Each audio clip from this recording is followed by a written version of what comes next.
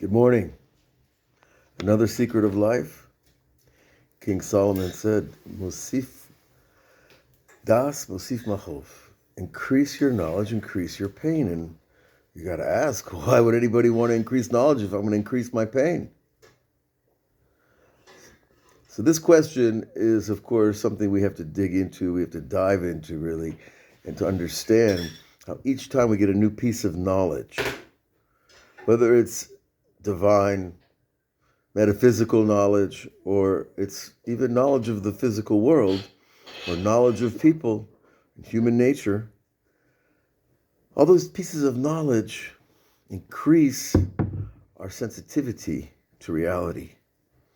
And that increased sensitivity, of course, causes us to be able to feel more pain. Because it expands our mind, each piece of knowledge. And when your mind is expanded, you start to see how much pain there is, how far we are from the great knowledge, how much other people are suffering because of the lack of knowledge and the lack of truth. Because if we have truth and we have a lack of pain, if we have truth, we have knowledge. So wait a minute, which is true? Well, it's very simple, really. That truth, when we accept it's God's truth, it doesn't hurt us the same way as when it's just human truth. Because human truth and human history and human behavior is a difficult thing to learn about.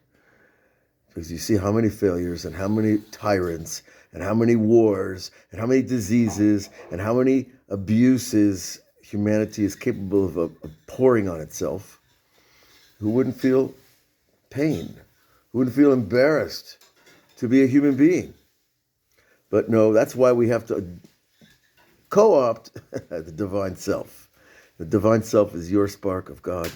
It's inside you, it's alive, and maybe it's in prison and maybe it's in paradise. You will experience either or depending on how you treat your relationship to this divine spark.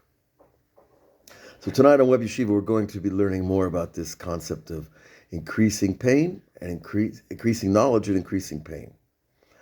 But if you look into it, you'll see that all knowledge will lead you back to divine knowledge, right? Because if you look at a cell and how it reproduces, and you look how your body and how it works, you look at anything in the natural world, it's going to take you to the wonder of it, the wonder of things.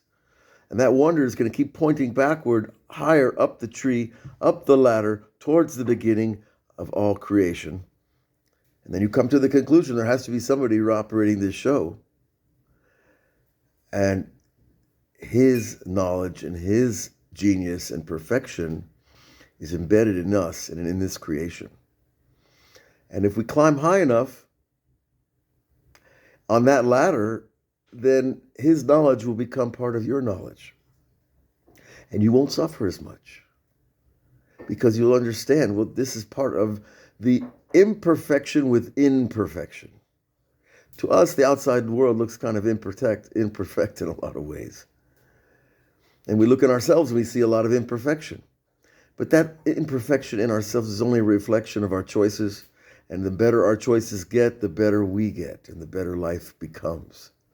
And the better we experience reality. And we share that with others.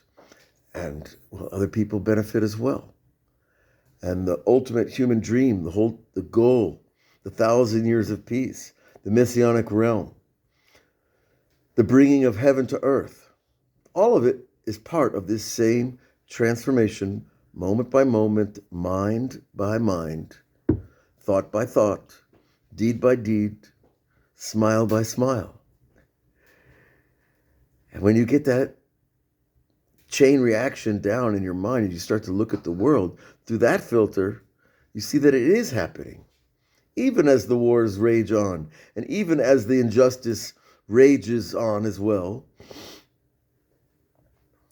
it's still perfecting the imperfect. And we've got to remove the old building before we can build a new one. And we have to remove the old soul, the things of our attachments to this world, to really attach to the higher world that is the perfection and will be the ultimate redemption of this world. So have a great day. Have a great Shabbat. Look for us on webyeshiva.org at 8 o'clock Jerusalem time tonight. And we'll go into this deeper, and we'll bring some more sources, and we'll do a little meditation also. So look forward to seeing you. God bless.